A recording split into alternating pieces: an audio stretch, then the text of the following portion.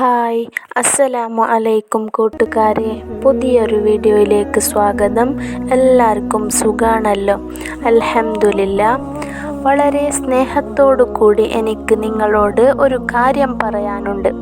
കുറേ സഹോദരിമാർ കരഞ്ഞുകൊണ്ടും അല്ലാതെയും വല്ലാതൊരു പ്രയാസം പറയുന്നു.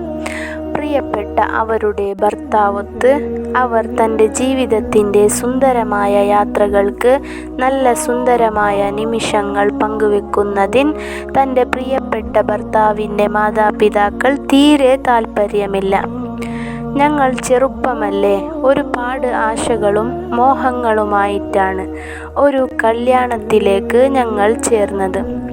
എന്നാൽ കല്യാണം കഴിഞ്ഞിട്ട് പോലും തൻ്റെ പ്രിയപ്പെട്ടവനുമായി ജീവിതം ആസ്വദിക്കാൻ കഴിയുന്നില്ല, അല്ലെങ്കിൽ അതിന് അവസരം നൽകുന്നില്ല. അവസരം നിഷേധിക്കുകയാണ് ഭർത്താവിൻ്റെ വീട്ടുകാരും കുടുംബങ്ങളും. ഇത് കേട്ടാൽ ആർക്കും വേദനയാകും. തീർച്ചയായും പൊതുസമൂഹത്തിലേക്ക് ഇത് എത്തിക്കണം. ഈ വാക്ക് മനസ്സിലാക്കി മാറാൻ പറ്റുന്നവർ മാറട്ടെ. മാറിയാലേ നിങ്ങളുടെ പ്രിയപ്പെട്ട മക്കൾക്ക് സമാധാനമുണ്ടാവുള്ളൂ.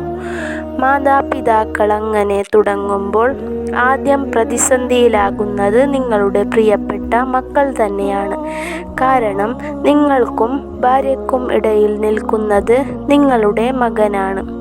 അവൻ്റെ സമാധാനം, അവൻ്റെ സന്തോഷം, അവൻ്റെ ആഗ്രഹങ്ങൾ, അവൻ്റെ അഭിലാഷങ്ങൾ നമ്മൾ തടയരുത്. എൻ്റെ മകൻ എൻ്റെ കൂടെ തന്നെ ഉണ്ടാകണം, അവൻ ആ സ്നേഹത്തെ ഒരാളിലേക്കും പകർത്തിക്കൊടുക്കാൻ പാടില്ല എന്നൊരു ഉമ്മാക്കും ഉപ്പാക്കും ഉണ്ടെങ്കിൽ ദയവ് ചെയ്ത് അവരെ കൊണ്ട് നിങ്ങൾ വിവാഹം കഴിപ്പിക്കരുത്. ഏത് ഒരു പെൺകുട്ടിയെ സ്വപ്നം കാണാൻ പഠിപ്പിച്ചു, ജീവിക്കാൻ മോഹം കൊടുത്തിട്ട് ഇതൊന്നും ഇവിടെ സാധ്യമല്ല, ഇവിടെ ഇങ്ങനെയൊക്കെ പറ്റൂ എന്ന് പറയുന്നതിൽ എന്ത് അർത്ഥമാണ് ഉള്ളത്? മക്കൾക്ക് 25 വയസ്സായാൽ തുടങ്ങും കല്യാണം ആലോചിക്കണം. എല്ലാ പണ്ഡിതന്മാരെയും വിളിക്കും, എല്ലാ മക്ബറകളിലും സിയാറത്ത് ചെയ്യും, എല്ലാ നേർച്ചകളും നടത്തും. എന്തിനാ? തൻ്റെ മകനൊരു കല്യാണമാകണം. കല്യാണമൊക്കെ അൽഹംദുലില്ലാ അള്ളാഹു റാഹത്താക്കി നടത്തി തന്നു. കല്യാണം കഴിഞ്ഞാൽ പിന്നെ അവിടെ തുടങ്ങി നമ്മുടെ മാറ്റം. കല്യാണം ഉറപ്പിച്ചു കഴിഞ്ഞാൽ ആ കല്യാണം വരെയുള്ള സമയത്ത് എന്താ മരുമകളോട് സ്നേഹം ഉണ്ടോ? ഉറങ്ങിയോ? ക്ഷീണിച്ചോ? എന്തൊക്കെ കുശലം പറച്ചില, എന്തൊക്കെ സന്തോഷം പങ്കിടല. മകനൊന്നു വിളിച്ചില്ലെങ്കിൽ പരിഭവം പറയും മകനോട്. എന്താ നീ അവളെ ഒന്ന് വിളിച്ചില്ലേ? സന്തോഷം പറഞ്ഞില്ലെങ്കിൽ മരുമകൾക്ക് വേദനിച്ചോ എന്നറിയാൻ ഉമ്മ വിളിച്ച് അന്വേഷിക്കുന്നു.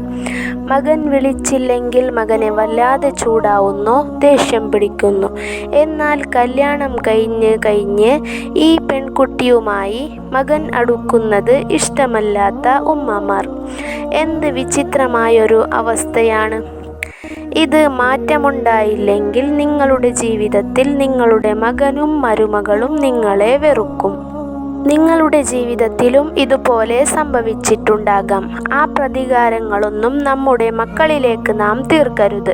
നിങ്ങളുടെ ജീവിതത്തെ നിങ്ങൾക്ക് ആസ്വദിക്കാൻ പറ്റിയില്ലെങ്കിൽ അതുകൊണ്ട് തൻ്റെ അടുത്ത തലമുറയാകുന്ന മകനോ മരുമകളോ ആസ്വദിക്കാൻ പാടില്ല എന്നും പറയാൻ പാടില്ല. കാലങ്ങൾ മാറുമ്പോൾ ചില രീതികളും മാറും.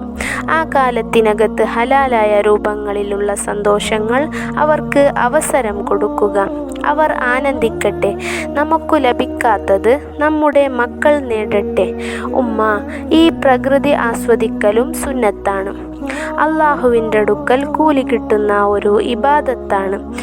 കേവലം റീൽസുകളിലൂടെ മാത്രം കണ്ടാൽ മതിയോ ഈ പ്രപഞ്ചത്തിൻ്റെ സൗന്ദര്യത്തെ? മക്കളുമായിട്ടൊന്നു പോണം. ജീവിതകാലം മുഴുവൻ സമ്പാദിക്കുന്ന സമ്പത്തുകൾ വീട് വെച്ച് മാത്രം മതിയോ? നമ്മുടെ പ്രിയമുള്ള ഭാര്യമാർ, നമ്മുടെ മക്കൾ, അവിടെ ചുറ്റുപാടുമുള്ള അയൽവാസികളെ മാത്രം കണ്ട് ജീവിച്ചാൽ മതിയോ? സഹോദര, അവർക്കും ആഗ്രഹമുണ്ടാകും. നമ്മുടെ കുടുംബത്തോടൊപ്പമുള്ള ഇങ്ങനെയുള്ള യാത്രകൾ നമ്മുടെ പ്രിയപ്പെട്ടവർക്കുമായി മാറ്റിവെക്കുന്ന ചില നല്ല സമയങ്ങൾ. അവരോടൊത്ത് കളിച്ചാൽ ബാപ്പ അങ്ങ് ഇല്ലാണ്ടായി പോകും എന്നാണോ ചിന്ത? മക്കളോടൊപ്പം ഒന്ന് കളിക്കണം, ഭാര്യമാരുമായിട്ട് നല്ല സമയങ്ങൾ ചെലവഴിക്കണം. ഇതൊക്കെ ഉണ്ടാവൂ നാളെ ചിന്തയിലും ഓർമ്മയിലൊക്കെ. അപ്പോൾ ഇത്രയേ ഉള്ളൂ ഇന്നത്തെ വീഡിയോ ഇഷ്ടപ്പെട്ടാൽ ചാനൽ സബ്സ്ക്രൈബ് ചെയ്യാനും വീഡിയോ ലൈക്ക് ചെയ്യാനും മറക്കല്ലേ. അപ്പോൾ അടുത്ത വീഡിയോയിൽ കാണാം. അസ്സലാമു അലൈക്കും.